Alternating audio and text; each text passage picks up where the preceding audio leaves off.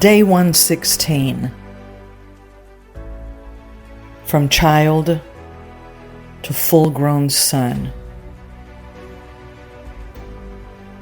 Isaiah 9:6, Amplified Classic. For unto us a child is born, unto us a son is given, and the government shall be upon his shoulder, and his name shall be called Wonderful Counselor, Mighty God, Everlasting Father of Eternity, Prince of Peace. This verse moves from child to son to government, and that order matters. Unto us a child is born. Jesus did not arrive on earth as a fully revealed ruler. He arrived as a child. That means vulnerability, dependence, and impending daily growth. Luke tells us that Jesus grew in wisdom and stature and in favor with God and man. Growth implies process. Process implies time.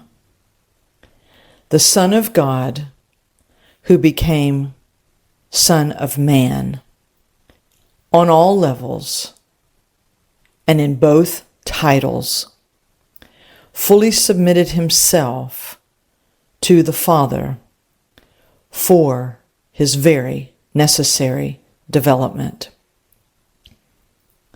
This matters because maturity is not a lack of divinity. It's the evidence of obedience. Jesus did not bypass human growth. He sanctified it. Watchman Nee once wrote, "Our old history ends with the cross. Our new history begins with the resurrection." But before resurrection power was revealed, there was a long journey of hidden obedience.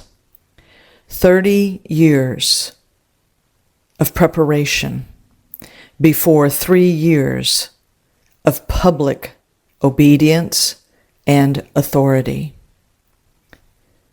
Notice the shift. Unto us a son is given. A child is born. That speaks of humanity. A son is given.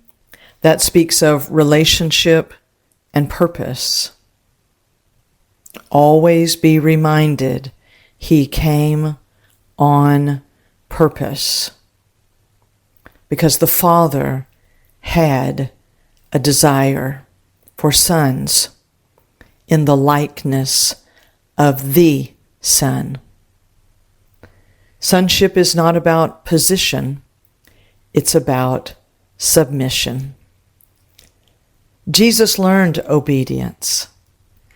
Hebrews tells us plainly that he learned obedience through the things he suffered. That doesn't mean he was disobedient. It means obedience was tested, proven, and matured. A.W. Tozer said, God is looking for people through whom he can do the impossible. What a pity that we plan only the things we can do by ourselves. God entrusts authority to sons who have learned dependence, not those who remain independent, developing themselves separate from Christ. Because government comes after sonship. The word government in Isaiah 9:6 implies rule, responsibility, and weight. You don't place weight on what isn't strong enough to carry it.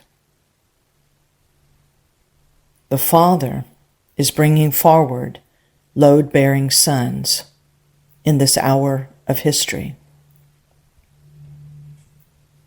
Though sons have all that belongs to Jesus, it waits to be seen if they will make the same decisions as Jesus.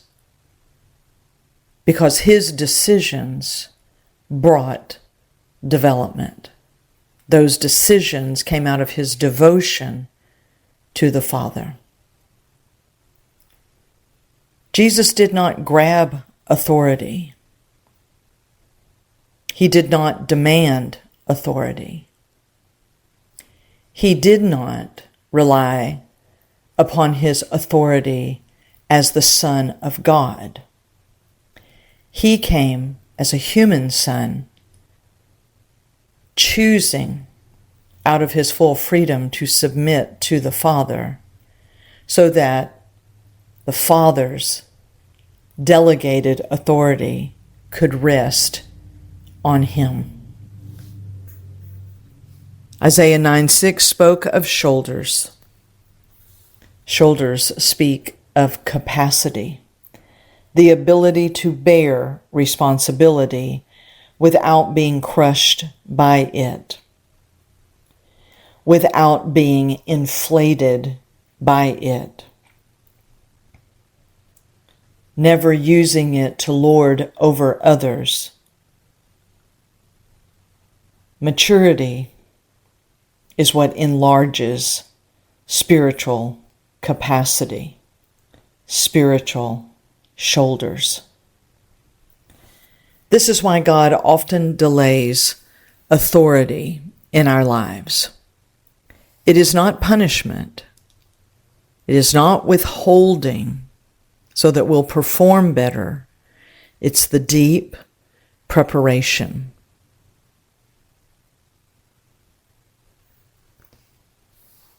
G.W. Franke captured this truth when he said, "Before God gives us his power, he brings us to the end of ourselves." No shortcuts, no spiritual fast-tracking, only that which is truly from the Father. For he and he alone knows what is necessary, what is required to bring forward the sons he has desired. First hidden, then public. First dependency, then development. First, deep affection for the Father, and then increasing authority to carry out the Father's desire.